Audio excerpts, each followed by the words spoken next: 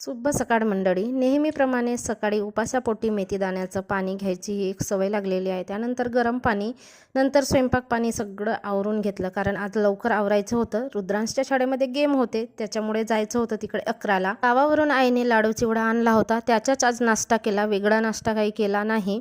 आणि तितक्यातच पार्सल आलं होतं, तर ही वाच मागितली आहे मी, दिवाल घडी. आमच्याकडे आधीची जी दिवाल घडी आहे ती 6 वर्ष चालली. आता किती दिवस चालणार मशिनरी वस्तू, शेवटी ती बिघडली.